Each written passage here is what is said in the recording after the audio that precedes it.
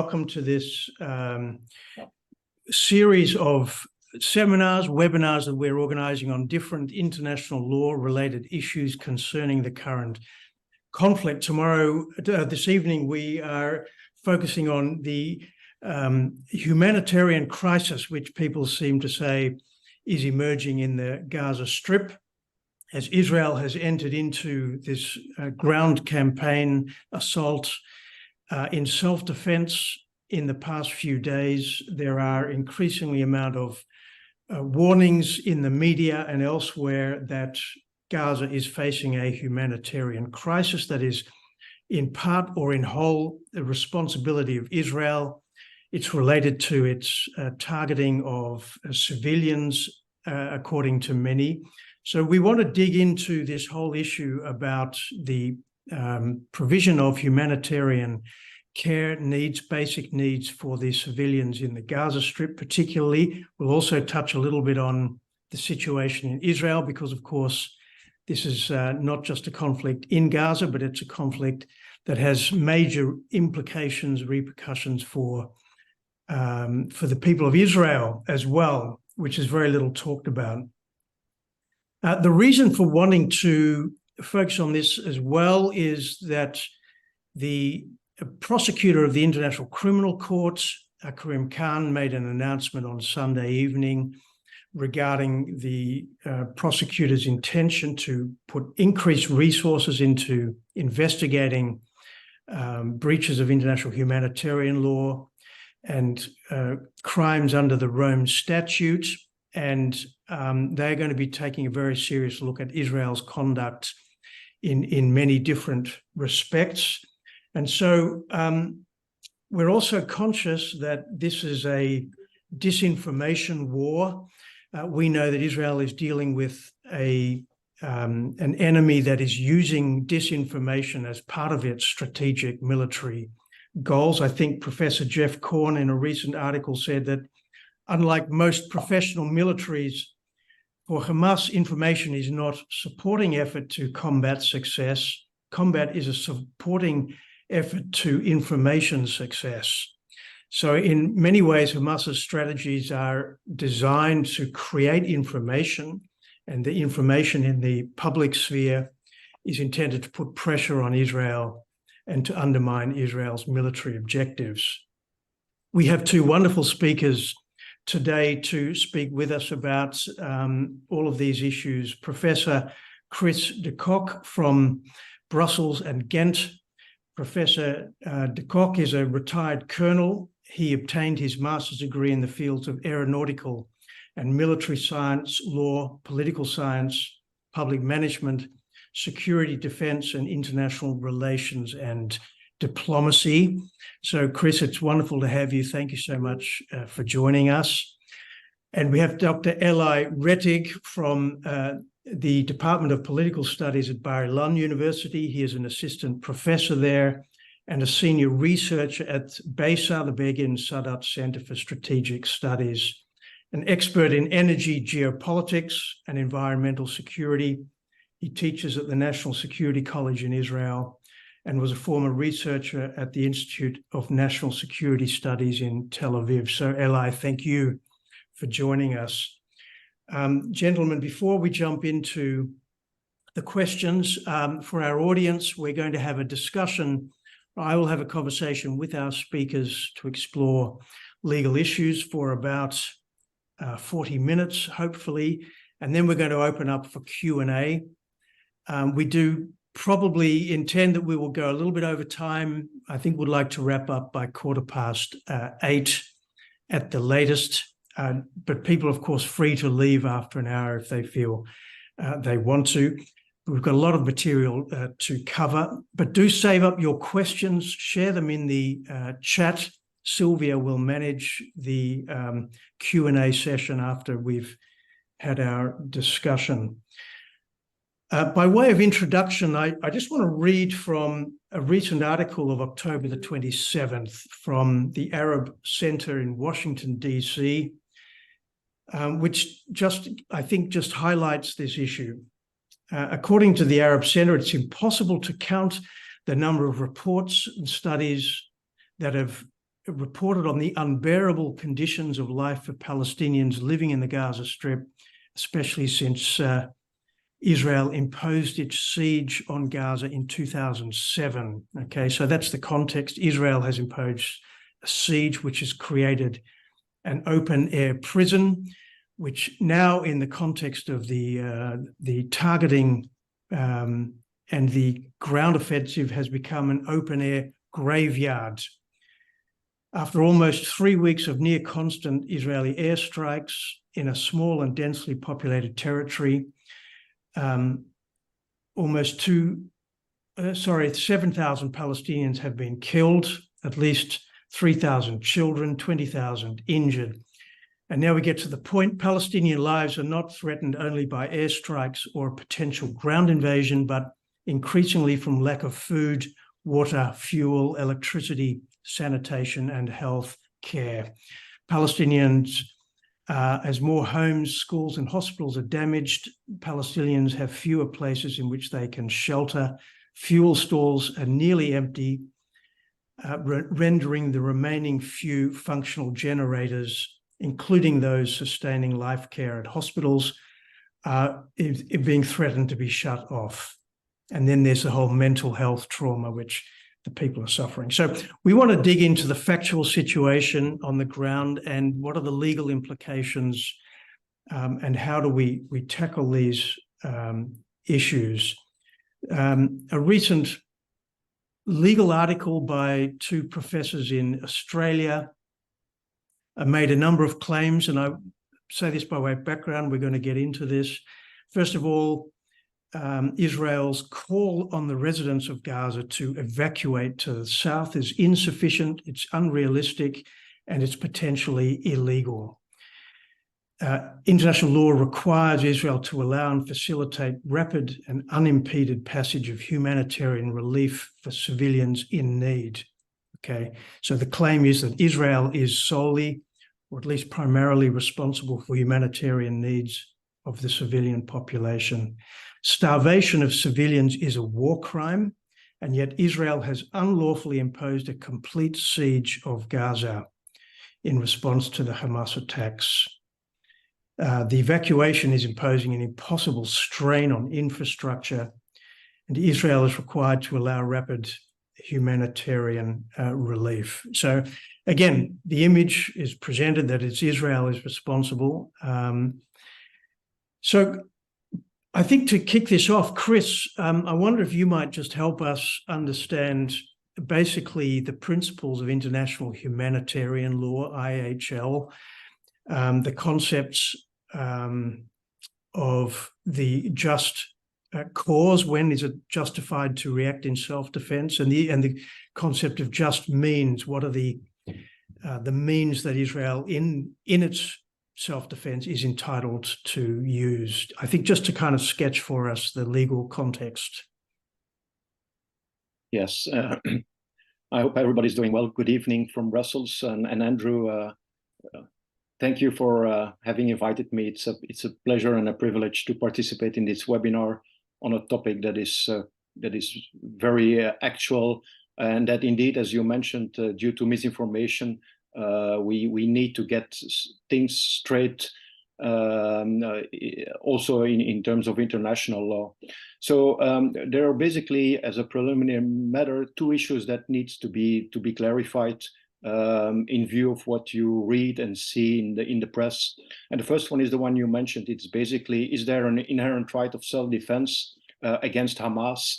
And the answer is clearly yes. So the inherent right of self-defense is enshrined in the United Nations Charter. It's the famous Article 51, which clearly states that if a state is the victim of an armed attack, that basically you have the right to response, provided it abides by the principles of proportionality and necessity. Now, for a long time, there has been a lot of discussions the extent to which the right of self-defense would also apply when an armed attack is carried out by a non-state actor. So if we look at the acts of Hamas on the 7th of October, I believe that in terms of severity, scale, and effects, that this attack duly qualifies as an armed attack under Article 51 of the UN Charter. So there was effectively an armed attack carried out by Hamas. And the second point is that, yes, indeed, the charter contains no language in terms of who should be the author of an armed attack. It has, since 1945, been assumed that states are the only actors who could carry out an armed attack. But this has changed dramatically since the attacks of 9/11 in the United States. And a lot of countries who were allies of the United States in Afghanistan, but also France and European states based on the attacks by Daesh on the Bataclan in 2015. Basically argued that there was a right of self-defense, and the NATO countries and the European countries accepted the invocation of Article 5 of the NATO treaty, which relies on the right of self-defense against an armed attack. The EU treaty, the Treaty on the European Union as well, that was invoked by President Hollande from France, also invoked this inherent right of self-defense. And state practice currently points out that indeed, this inherent right of self-defense also applies when an armed attack is carried out by a non-state actor. So from a legal perspective, I believe that the question has been settled in recent years. Yes, there is a right of self-defense. Yes, there was an armed attack carried out by Hamas. And yes, Israel has a right to react in self-defense. And that reaction in self-defense is not limited to its own territory, but it can chase also Hamas in the Gaza Strip, and provided it is abiding by necessity and proportionality. Yes, indeed, the fact that the military capabilities of Hamas should be dismantled is completely in accordance with the Charter of the United Nations. The second issue that I want to clear is that currently, when you read a lot of newspapers and you watch the news, usually, and even legal scholars are referring to the fact that Israel has to abide by the law of belligerent occupation. But this is not the case anymore since, I believe, 2005, when the IDF, the Israeli Defense Forces, disengaged from Gaza. Well, Gaza is not an occupied territory anymore. And if you look at the jurisprudence from the European Court on Human Rights and even the International Criminal Tribunal of former Yugoslavia, those two tribunals stated very clearly that you need boots on the ground in order to have a belligerent occupation. And this is not the case anymore in Gaza. So all the legal obligations which apparently are invoked on the laws of belligerent occupation do not apply currently with regard to the reaction of Israel in response to the armed attack that was carried out by Hamas. So from that perspective, yes, there is an inherent right of self-defense. No, there is no belligerent occupation in Gaza. And the conflict has to be classified as a non-international conflict between Israel on the one hand and Hamas on the other hand, which is a non-state actor. And that is the legal framework that should be applied in this particular context. Thanks, Chris. So before we move into the other humanitarian issues, I do want to acknowledge that obviously the hostage issue, if you're looking at it from a humanitarian perspective, is possibly the largest problem from Israel's perspective, and that is the crime of taking hostages. Can you just comment very briefly, Chris? It's not really the topic of this evening, but I think just to emphasize to people that Hamas is committing war crimes as we speak on an ongoing basis. Taking hostages is clearly a war crime under the Rome Statute. Oh, yeah, yes. Well, two elements that I'd like to highlight here is, yes, so there is a specific article in the Geneva Conventions that clearly prohibits taking of hostages, and it is a war crime under the Rome Statute as well. It's a war crime even if, for those who did not ratify the Rome Statute under the Geneva Conventions, it is a war crime. And indeed, as you mentioned, the attack that was carried out by Hamas, in my view, is not only a war crime, but it also represents at least a crime against humanity under the same Rome Statute as part of a generalized and systematic attack against the civilian population. So if you, again, look at the facts of the 7th of October, I believe that the prosecutor, and if the prosecutor of the criminal court is going to investigate the facts, that clearly it should basically use Article 7 on the crimes against humanity and Article 8 of the war crimes provision to basically prosecute Hamas for having committed crimes against humanity and war crimes when it attacked Israel on the 7th of October. Right. Just so in terms of sort of framing of the narrative of this conflict, you know, we see a lot of emphasis on Israel and Israel's lack of proportionality, or the claims that Israel is, but there's very little attention given, it seems to me, to the ongoing conduct of Hamas itself. Would you agree with that? Yes, I would absolutely agree, and I believe it is at least an impression that a lot of emphasis is placed on the obligations of Israel, and that is probably the consequence of the fact that Israel is a democratic state where the rule of law is still applicable, and that most nations appear to apply higher standards on Israel than they would on Hamas. But again, in an armed conflict, the same obligations apply equally on both parties. And Hamas has legal obligations under the law of armed conflict. Clearly, the fact that the hostage is one of the examples. The fact that the civilians, the Palestinians as such, are used as human shields in order to shield military objectives from legitimate attacks from the IDF is a war crime as well.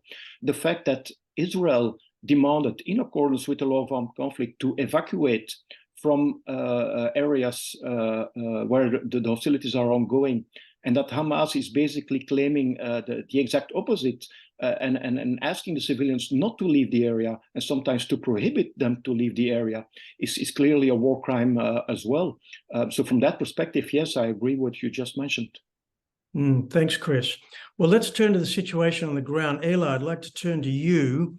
You've been doing a lot of work on the whole question of supply of electricity, fuel, water to the civilians of Gaza. Can you just run us through what does Gaza look like? And is there really, are they about to starve? Are they about to die from lack of water? Is Israel preventing supply of medical help at hospitals because it's refusing to supply electricity? So thank you, Andrew, for inviting me. It's an honor to speak here. I'll give a background, kind of what's going on in Gaza, how the energy sector looks like, the connection between water and electricity. And I'm going to, at least now for the first 5 minutes, I'm going to try to do it as academically as possible, just to show the complexity, and then we can go into, okay, so what do we do about it? But I want to share a map because it's always much easier to kind of understand it when you visualize it. So hopefully you're now seeing a map of electricity lines going into Gaza. So on the first day of the war, or the second day after the massacre, Israel, when it began the campaign, announced that it's going to cut off electricity, water, and diesel supply into Gaza. Not food or medicine, but those three things. So it's important to understand, what does that mean? If Israel cuts electricity supply to Gaza, does that mean that Gaza doesn't have electricity?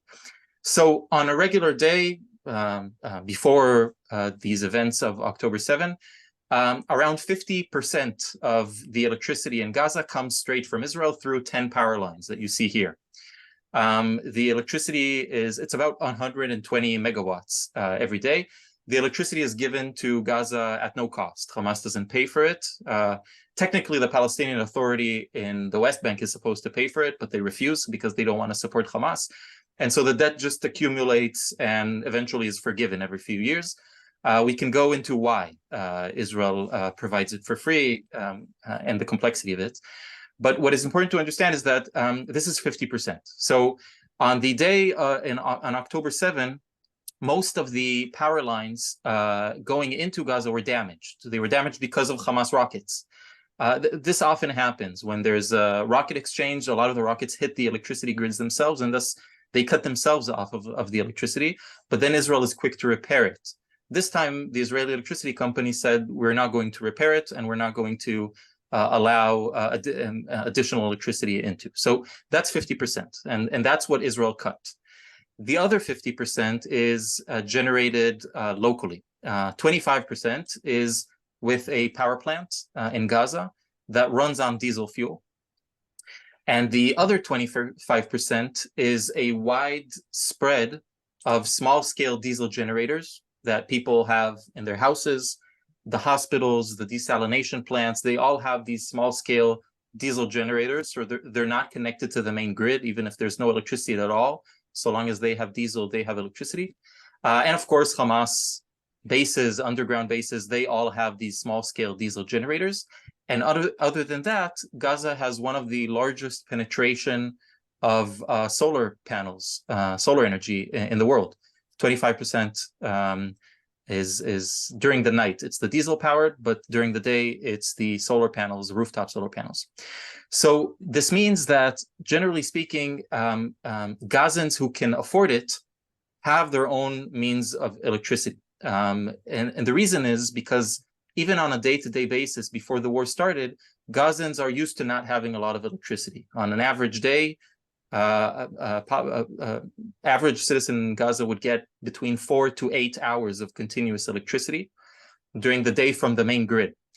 This has been the situation since 2014, since Operation Protective Edge, because Hamas has never bothered to repair the infrastructure since 2014, although a lot of foreign aid was given to Hamas specifically to repair that infrastructure.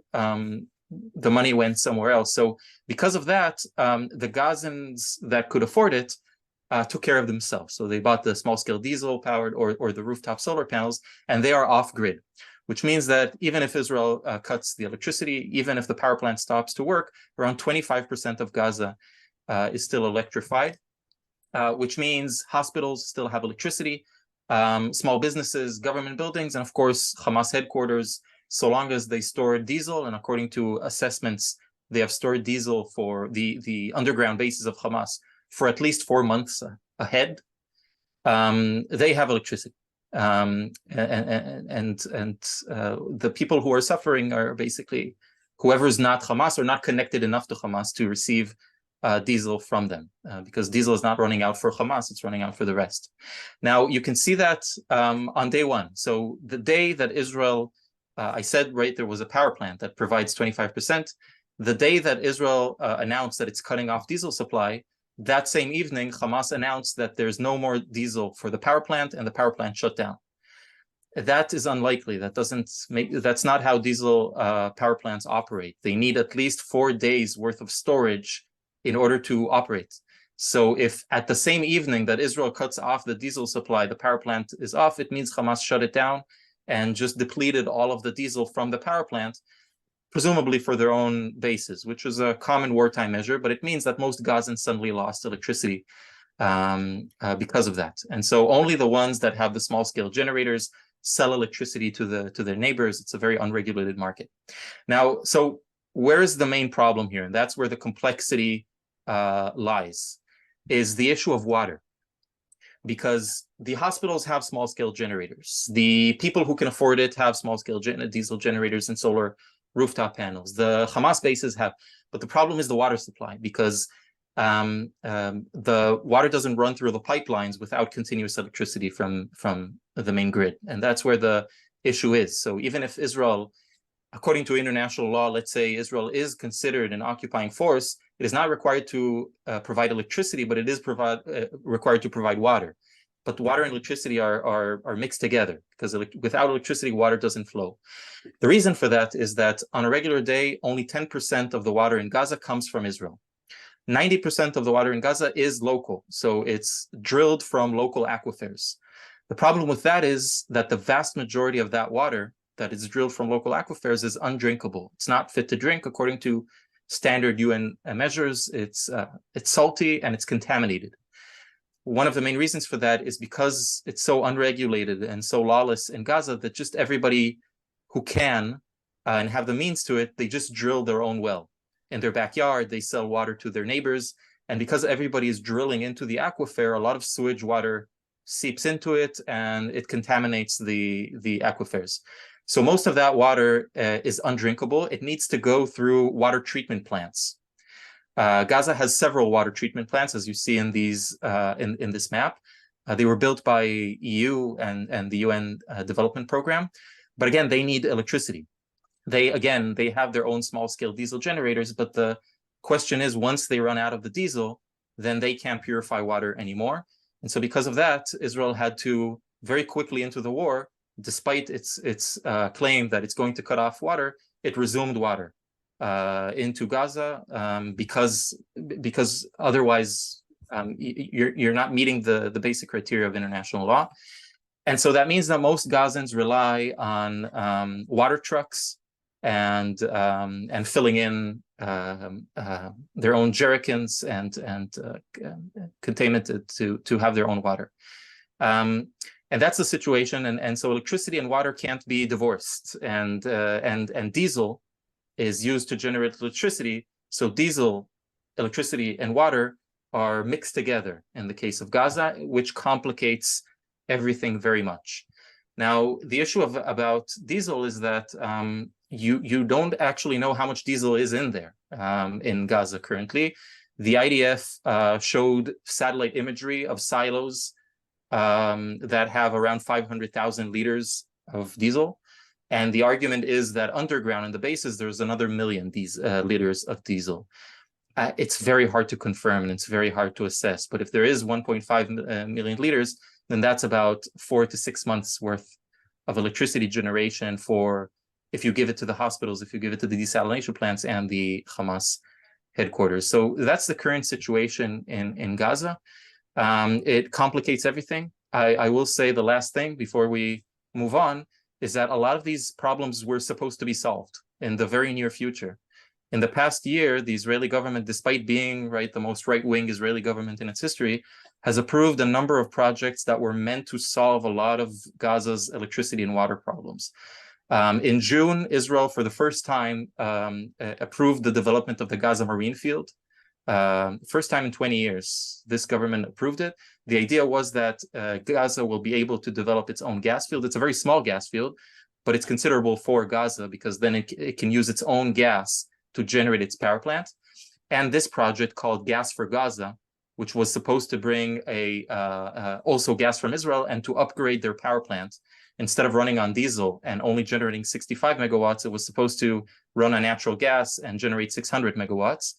And the third project was a port in Egypt next to Gaza that was supposed to kind of serve as Gaza's own port to be more independent, less dependent on Israel, because Israel can't actually cut it off of electricity without also creating a water crisis. All of these plans currently are down the drain. I know the assumption was that at the end of the day, Hamas wants to govern its people.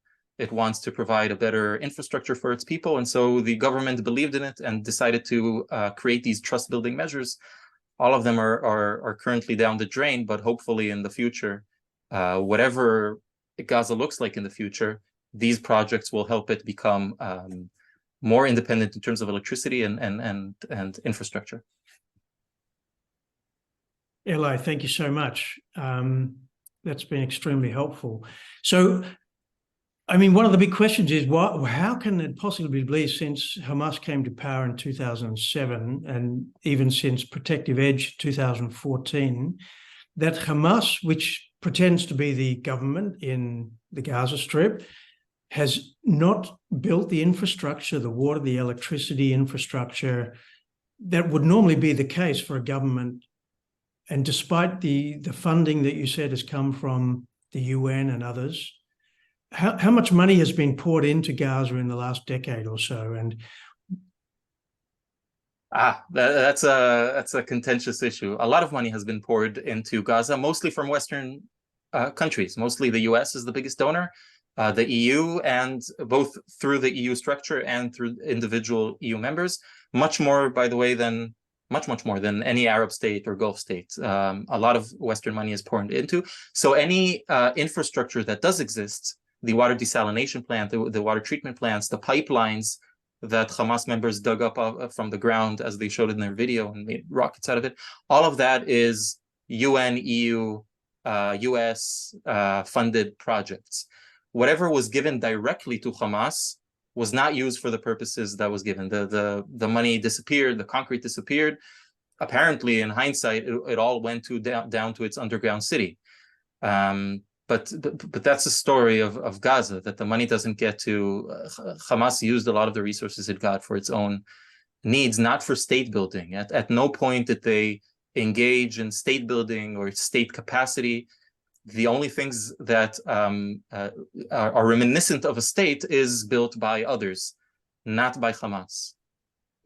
Okay, so we're going to come back to tunnels in a moment and the whole infrastructure that's been built under the ground. But I just want to underline the point that you made, is that Israel has been under no obligation to provide electricity or water to Hamas. Assuming that Chris is right, that Israel is not an occupying power, then there's been no legal obligation on Israel to provide electricity and water to Hamas to date. Well, Israel, the way Israeli legal authorities tend to treat international law is to lechumra, as we say in Hebrew. We tend to play it safe. So the issue with international law is that it's based on precedents, and a lot of these precedents are us. So we do something, it's not exactly written in international law whether it's legal or not, then people discuss it, and then in hindsight, that was illegal. And so in this case, we don't have a very good case where instead of an occupation, you have a blockade, and then you need to decide, okay, what are your responsibilities if you're blockading an area? And so the way that Israeli authorities decided is to play it safe.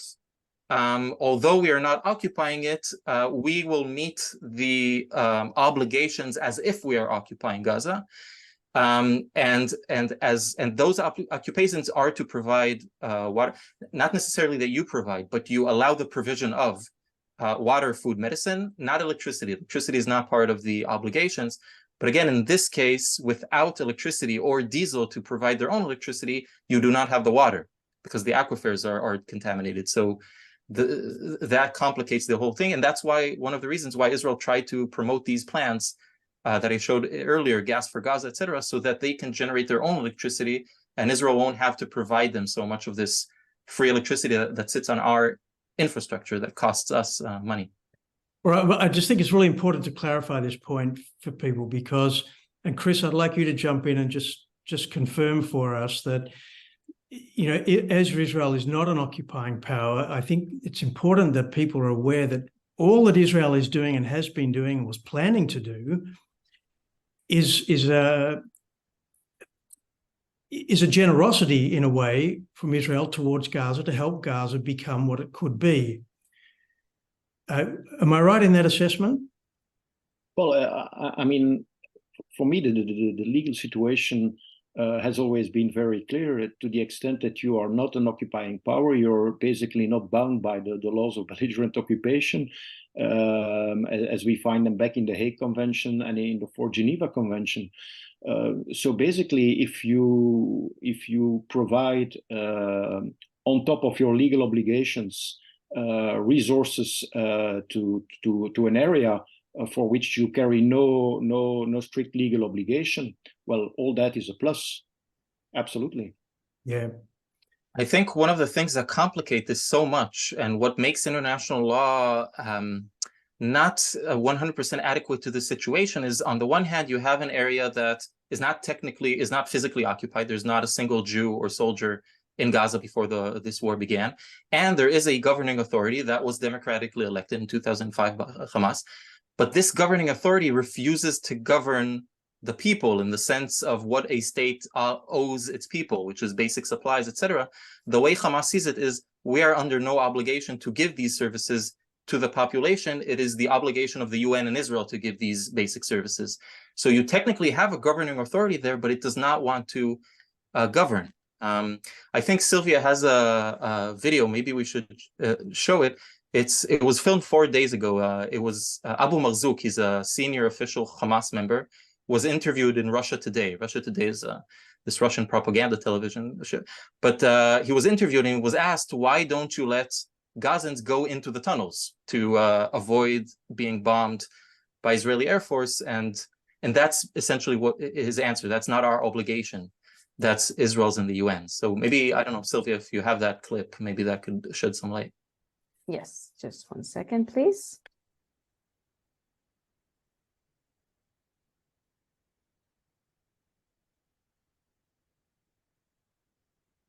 البعض يتساءل، وهذا سؤال رائج وشائع، يعني من قام بتشييد 500 كيلومتر من الأنفاق، لماذا لم يشيد مآوي يلجأ إليها المدنيون خلال القصف؟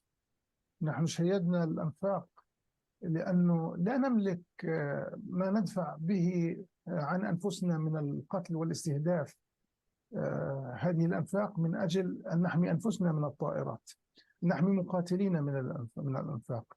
أما القطاع غزة فأنت تعلم والجميع يعلم بأنه 75% منه لاجئين، واللاجئين هو مسؤولية الأمم المتحدة في حمايتهم، مسؤولية الاحتلال في أن يقدم كل تبعا لاتفاقية جنيف الدولية أن يقدم لهم كل الخدمات وهم تحت الاحتلال. So it's very complicated when you have a governing authority that refuses to protect its citizens, and then you have the side that's trying, right, in this case is attacking it. It needs to protect the civilians when the side that is defending has no interest in it. And it's a very odd situation that I'm not sure the international law knows how to contend with. Well, Chris, I think international law knows how to contend with every situation. That's the idea of law, isn't it? Law always has an answer. But international law was not based upon the fact that even a de facto government would not assume its responsibilities for its own population in its own territory. So the basic assumption is that the government will basically protect its civilians and civilian population. That's basically the primary responsibility of every government. So this is not the current situation. This is basically the exception, confirming the rule that governments are responsible for their civilians, and even more in times of armed conflict. Yeah, I absolutely agree. The fact that they are not assuming their responsibilities doesn't mean that you can push the responsibilities back to Israel or the international community and say, hey, folks, this is basically upon you to provide all these essential services to the government. No, this is basically why you exist as a government. It's basically to provide security, physical security, and other kinds of security to your population. But you cannot basically displace your responsibilities to any other international or whatever actor and saying, hey, this is not my problem. This is basically your problem. No, it is your problem. Well, I think this will be a topic of another seminar, but looking forward, if there's ever to be a new kind of regime in Gaza, one of the problems is the UNRWA refugee system, isn't it? This idea as an international community, we perpetuated the ongoing status. 75%, as was just said, of people in Gaza are technically refugees, and therefore nobody's taking responsibility for them. A lot of it has to do with how you define refugees, right? Because technically it's impossible that 75% of them are refugees because more than 50% of them are less than 20 years old. So it's the issue with UNRWA is that they're the only agency in the world that refugee status is hereditary, that your grandchildren and grandchildren are still refugees. So the number only grows. Yeah. So, okay, we'll come back to that. The tunnels, Chris, the 500 kilometers of tunnels, there's a whole city underground that they've been building for years to prepare for this war. How does international law look at this issue? And is this in relation to the humanitarian issues? And that's my first question. Secondly, is Hamas legally responsible for protecting civilians during the time of hostility?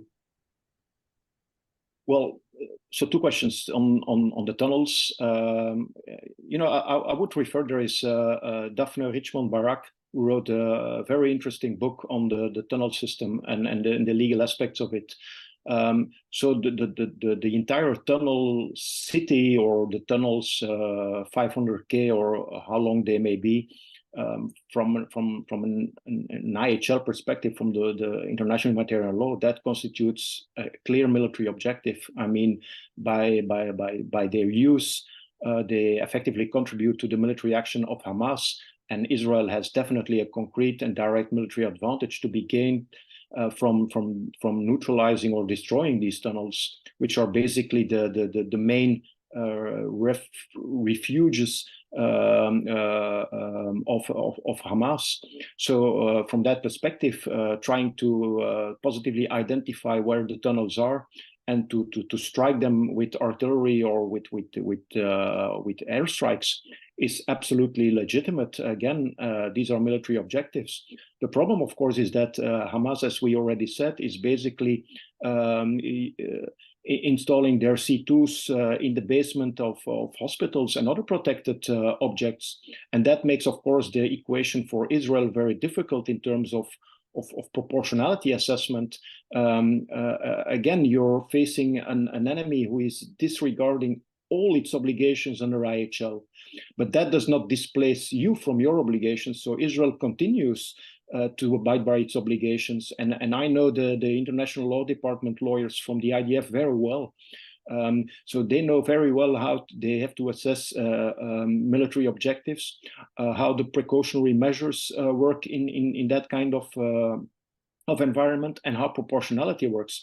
And I'm quite sure that the legal advisors that are deployed with the military commanders who are taking those hard decisions, that for each strike in Gaza, those legal advisors will provide the necessary green light before that the strike is launched, because otherwise it would not, the strikes would not go on.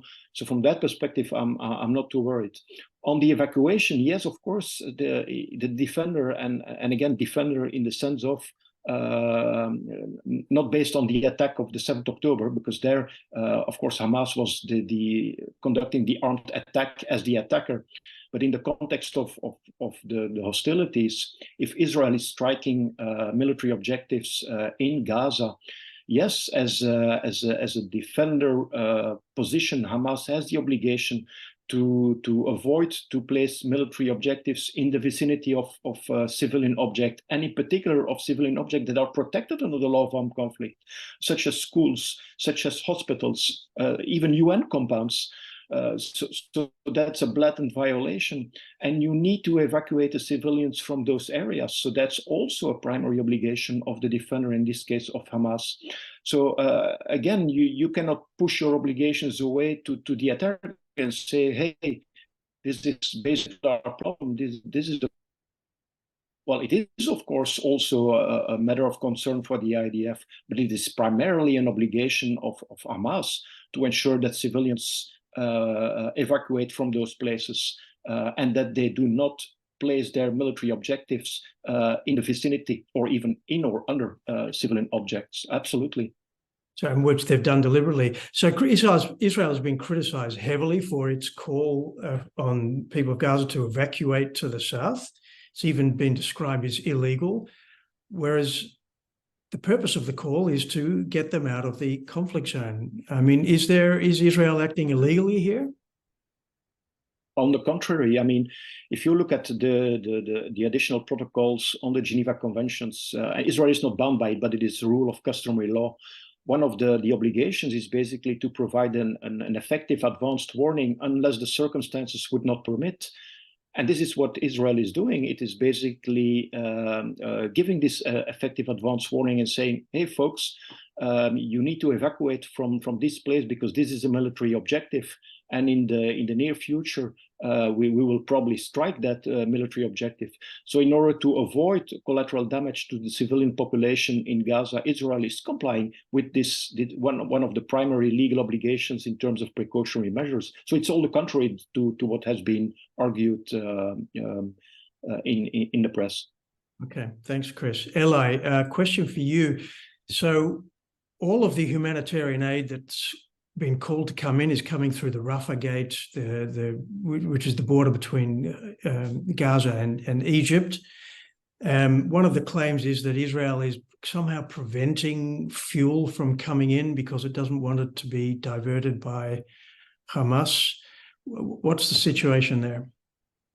So that's the main source of contention. In terms of humanitarian aid, Israel allows food, medicine, whatever the UN says is needed, Israel allows it in. There's a bit of contention between Israel and the UN, how many trucks, but they definitely come in. The main issue is diesel fuel, that Israel so far does not allow in, because it says the hospitals are not running out of diesel. Gaza has 1.5 million liters. Hamas has them. Hamas says that's ours, and it's not our responsibility to give it to the hospitals and the water treatment facilities. It's Israel's responsibility. And that's the main source of contention. The issue with diesel is that unlike water, unlike food, it is dual use. It could be used for wartime measures. It's needed for the rockets. It's needed to power the tunnels, the ventilation systems in the tunnels. And so the idea is if we allow diesel inside, then it will be hijacked, which is what we saw in the past 3 weeks. We saw UN facilities that had diesel storage being hijacked. We saw diesel from the power plant being depleted. And so every time you have a small, there are 35 hospitals in Gaza, and every time you see a small hospital say we're about to run out, by the evening, we're about to run out of electricity, and then suddenly they get more diesel. And so the question is where they got it, and usually it's not, I would say most of the time it's not Hamas, it's private entrepreneurs, people that stored it from themselves, before, because it's so unregulated, people would buy a lot of small scale diesel power plants, generate electricity, and then sell electricity to their neighbors like a business. So they just gave the diesel to the hospital so they can continue to run. It's like, it's the Gazan population trying to take care of itself because Hamas has completely abandoned it. It's gone down to the tunnels and it's not going to release any diesel. And so now you have this issue of, okay, so Hamas is not giving the diesel. Yes, it's supposed to, but it's not. If Israel doesn't allow eventually the diesel to come in, then the hospitals will shut down. And you can argue that is what Hamas wants, because that would pressure us to allow the diesel in. It's a complicated situation. It's you only lose. You're damned if you do and damned if you don't. Chris, what is Israel entitled to do? Is it entitled to, if it suspects that the fuel's going to be diverted for a military purpose, entitled to block it? Well, the humanitarian assistance or relief operations, because that's the term that is used in international humanitarian law, the threshold is basically that you cannot arbitrarily refuse humanitarian assistance or relief operations. But in any case, there is still the power of control in order to check the extent to which, and Eli already referred to it, to the complexity of it, is to control the extent to which the diesel may be diverted and would go to Hamas in order to basically effectively contribute to its military action. Yes, from that perspective, Israel is entitled to take some control measures to that perspective. The question is, how can we ensure, how can the international community ensure that the diesel will end up to the civilian population if you are confronted again with an actor like Hamas, who basically doesn't care about providing it to the civilians as well? Because again, even if you would have third parties like the UN, provided that the UN would be willing to supervise it and to ensure effectively and to give the guarantees to Israel that this fuel would not be diverted from its humanitarian purposes, meaning from the civilian population to the armed wing of Hamas. This is exactly what the problem is. And there is still a fair chance, if you look at the modus operandi of Hamas, that anyway they would divert it regardless the presence of UN in order to give those guarantees. I believe that the UN is not able to do it, not because they are not willing to do it, because Hamas will probably divert it anyway, even if the UN would say, hey, we're going to control the distribution of this fuel to the civilians. There is a major risk involved in that. But the measures of control, absolutely in accordance with the international law. Okay, thanks. So one last question before we open up, I think, to Q&A, and that is, in all of this, there's going to be a lot of discussion about the relative compliance with international law. And we look to kind of a tribunal that's going to assess all of this fairly. It's going to get the information in an objective way. It's going to apply the law in a fair and balanced way. Perhaps the major tribunal who's going to do that is the International Criminal Court. We heard from the prosecutor a couple of days ago. I was alarmed by a couple of things. One was he seemed to indicate that in terms of airstrikes or military incursions, then there are certain protected, schools, hospitals, and so forth are protected sites under international law. The obligation is on Israel to show that those sites are no longer protected. So there seemed to be a balance here, a balance of proof that was shifting very much against Israel. And I wondered whether you have confidence that the prosecutor is going to look at all of this in a balanced way. Well, that's a very fair question. In terms of strikes, again, I mean, as I said previously, I'm quite confident that when the Israeli Defense Forces are striking military objectives, they have procedures that are probably quite similar to the US procedures and NATO procedures in terms of ensuring that targets are indeed military objectives, and they take all precautionary measures in order to avoid and in any case to minimize incidental damage to civilians. And if the collateral damage anticipated, the direct and concrete incidental damage would be excessive in relation to the anticipated military advantage, that Israel will take the correct decisions. I mean, that's the way it works, and I'm very confident that they will do. What is also important to emphasize again is that under international law, there is no absolute protection for schools or for hospitals or for any civilian object. So any civilian object may lose its protection under international law if it becomes a military objective. And then, of course, the rules of precautions and proportionality come into play. But the fact that there would be some absolute protection under international law, that cannot be sustained, doesn't exist. So, yes, the fact that the prosecutor appears to have, well, maybe at least to give the impression that he's basically emphasizing more the obligations of Israel in comparison to war crimes and crimes against humanity that have been committed by Hamas, is of course always an issue of concern. And we have to be confident, but again, the proof of the pudding is always in the eating, is that the judges in the trial chamber and in the appeals chamber, as the case may be, may basically come to a judgment that will take into consideration all the elements of the case, and not only some of the elements that are provided by one of the parties to the conflict. Yeah. Okay. Well, that's a good way to wrap up. Ella, you got a comment before we move on? I would just add that a lot of this hinges on Israeli cooperation with the International Court.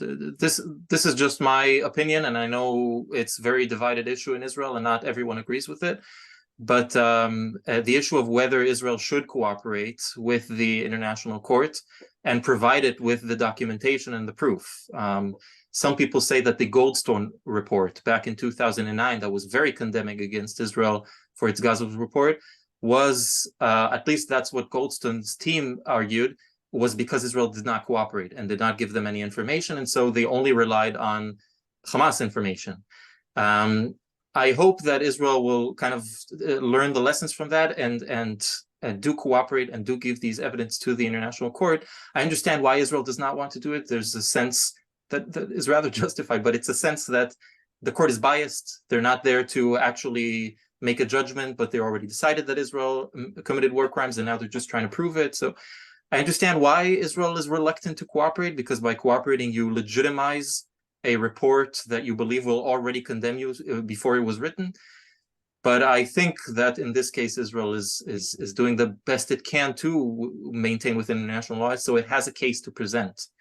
And I hope they do cooperate, but I don't know, maybe it's not the right way, it's just my opinion. Yeah. Well, I think that's one of the things we're certainly trying to do as an NGO is to generate, reliable information. So at least good information gets out into the public space as much as possible. Thank you both so much. Sylvia, can I turn to you? I'm sure we've got lots of questions that people might have, or comments or things that they'd like to clarify. Yes, thank you, Andrew. Indeed, there are many questions coming in. So I'll just choose a few, and maybe in the next webinars we'll be able to relate to some of the questions that we didn't touch upon today. So one of them is, Hamas is basically responsible for the people of Gaza. Why does nobody demand that Hamas brings food, etc.? They surely store large quantities of food and medicaments. Well, again, that's the same argument with the diesel and with the using tunnels to shelter Gazans. The way Hamas sees it is that that's not their responsibility. Their responsibility is resistance, it's liberation, right? Their interpretation of that. Their responsibility is not to take care of the Gazan population. That is the responsibility of the UN and the occupying force. And so for the way they regard it is food needs to come from outside, not from us. Thank you. Yeah. Could you please explain the principles of proportionality and necessity for the average person? Good luck. Yeah, Chris. of course. Yeah, no problem. So I presume that this relates to the armed attack and the right of self-defense, because you have military necessity and proportionality during the conduct of hostilities, but you also have proportionality and necessity. Sorry, could everybody just make sure you're muted, please? Thank you. So under the customary law relative to the right of self-defense, meaning does Israel has the right of self-defense when it is the victim of an armed attack? So the answer was yes. So there are multiple conditions. First of all, you must be the victim of an armed attack, which is the case here. When you look at the threshold and the scale and the effects of the attack on the 7th of October, that has definitely been reached. So yes, there was an armed attack.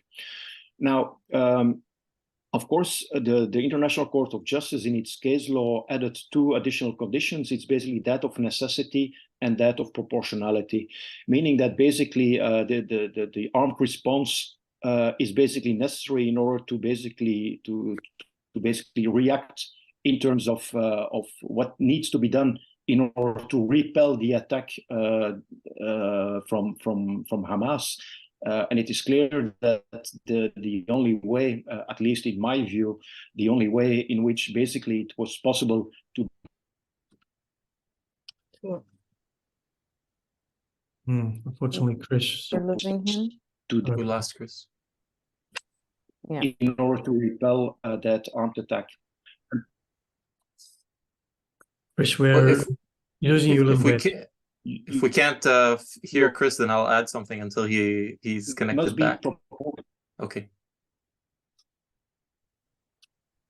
No, okay. Can you hear me? Not well, Chris. Let me hand over to Eli just for a moment, and then we'll come back to you. Yeah. So I'll just I'll add the energy aspect to that, because that's what I know, is the issue of collective punishment. And whether shutting off electricity and water is considered a collective punishment. Collective punishment is illegal according to international humanitarian law. And in that case, in the case of electricity and water, again, it's international law is never a yes/no. It's always measures. It's a spectrum. In this case, so long as you can prove that what you're doing when you're cutting off electricity, you can prove that it is a time-limited measure during war in order to hinder the operations of your rival, right? Blinding them by taking out the electricity so they can't, then it is within international law. The moment where it's a fine line, because the moment where you prevent the ability to resume electricity and water once the war ends, then that's a collective punishment. So in this case, cutting off electricity to Israel, to Gaza, of course, so long as it's time measured and Israel says it's only for the duration of war, is not a crime. Blowing up the power plant would could be interpreted as a collective punishment, because then even when the war ends, they can't resume the electricity. Blowing up desalination plants, right? So not allowing them to resume the supply after the war ends can be interpreted as a retribution, a vengeance, a collective punishment, and that would really murky up the line and cross it. Israel is not doing it. The power plant is standing, and so technically, on a push of a button, most of the electricity and the water can resume to the area once the limited war ends. And so far, Israel meets that criteria of not using electricity as a collective punishment. Well, which is a very important point, because I read so much, even by international lawyers, who use the word collective punishment, and they say that Israel, not only with the airstrikes killing civilians, but also cutting off medical or electricity or whatever else, is a kind of collective punishment. And so these words are thrown around very easily. Another one is genocide. Yeah, a lot of words are thrown out very easily, and a lot of them are more complex than people would like to acknowledge. You know, you have this argument that Israel allows evacuation and creating a humanitarian corridor right from the north to the south. But then the argument is that they don't leave enough time for the Gazan population to do that evacuation, that it's too short, and because of that, it is not possible, and so it still violates international law. The issue is there are no measures to tell you how much is too much, how much is not enough. It's not like international law has yet, right? That's the issue of precedence. Probably after the Gaza war, there will be a measurement, but so far there's not a measurement that tells you the amount of population times the size of the area times the roads that are still available for evacuation. How much is enough time to allow people to evacuate? Is it 48 hours? Is it 72 hours?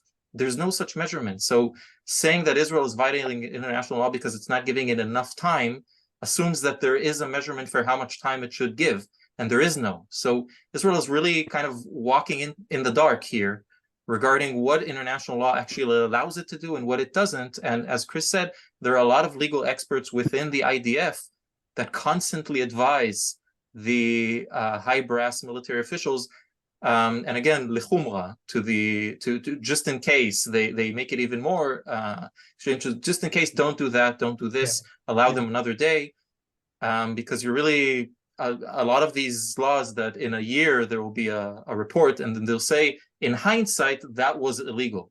But at the time, you didn't know whether it was illegal or not because there was no measures to determine this. So it makes it all much more complex than just slogans.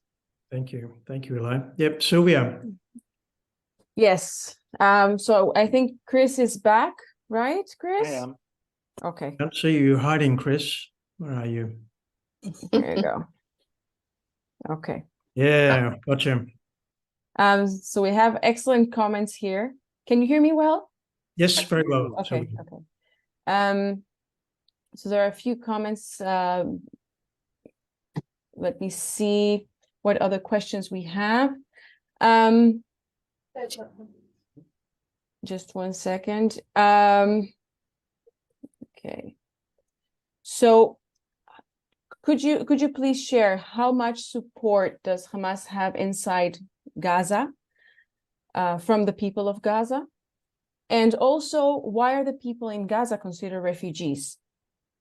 Two good questions. Either of you want to, Eli, do you want to comment on the support for? I have comments, but if Chris wants to go first, because I talked so much when he was not here. I think he's stuck. I think he's still stuck. Yeah. Okay, so I will comment. I will comment on that. Very hard to ascertain support for Hamas in Gaza because you need to interpret what support means. When someone supports Hamas, what do they support about Hamas? That's not always straightforward. And B, how do you ask people whether they support Hamas or not if they live under a regime where they are afraid of their lives, if they are seen as opposition? So how honest are the answers? So these are two very important caveats in the numbers. Now, the Arab Barometer, which is kind of this survey that goes across the Arab world, a survey was conducted just a few months ago. And that survey showed that less than 50% support Hamas. But when you break down what does that mean, whether I support Hamas or not, it's very hard to ascertain, because the question is, do you support Hamas? And in terms of, do you support its aspirations for liberating Palestine? Yes, that's a 90% agreement.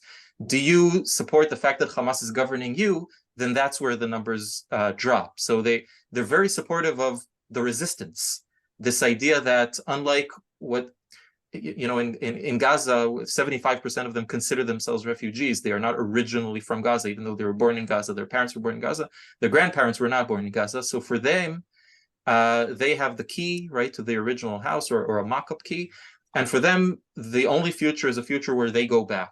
And the way they see it is that the Palestinian Authority, by talking about the two-state solution, has basically told their grandmother that they're not ever going back to their house. The only people that are telling the Palestinians, you will one day go back to your homes, is Hamas. That's the only people that give them hope of a return. The Palestinian Authority is not saying that anymore. So for them, Hamas is hope. For them, Hamas is a liberation movement. It's the only organization that is serious about trying to get them back home. None of them want Hamas to govern them, because at the end of the day, the vision of Hamas is not a two-state solution. They oppose it. They want one state. They don't technically want a state. They want a khalifa. They want a Muslim nationhood that doesn't have borders, that's connected with Syria. But even if you say there's one Palestine state instead of Israel, let's say Israel is destroyed, their version of Palestine is a very fundamentalist, extremist Muslim version of Palestine, which most Palestinians do not support. Most Palestinians are rather secular in a traditionalist way, not secular as an atheist in the West. So they support Hamas's actions against Israel. They do not support the idea that Hamas will be their government, because Hamas is not governing them. Hamas is only taking care of itself. A lot of corruption, a lot of, as much as Hamas is being barbaric to us, it's being barbaric to them. They kill gay people. They kill women who don't look the right way until other men. They kill other Muslim men who are not exactly the type of Muslim that they are. So it's a complicated issue to ask, do you support Hamas? I think most Palestinians would want Hamas to be their military, and not the Palestinian Authority, because they think that they're old and corrupt, but something else, secular, to be their governing authority. But they don't get that option.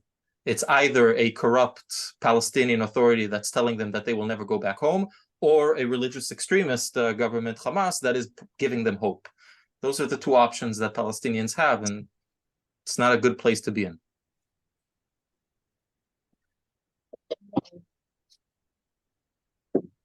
Thank you, Eli. Yeah, excellent. So I think we have time for maybe one more question, Sylvia. Is there anything?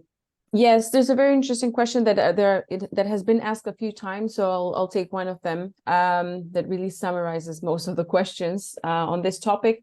And it says, it was mentioned that it is hoped that the International Criminal Court will consider the submissions from both parties.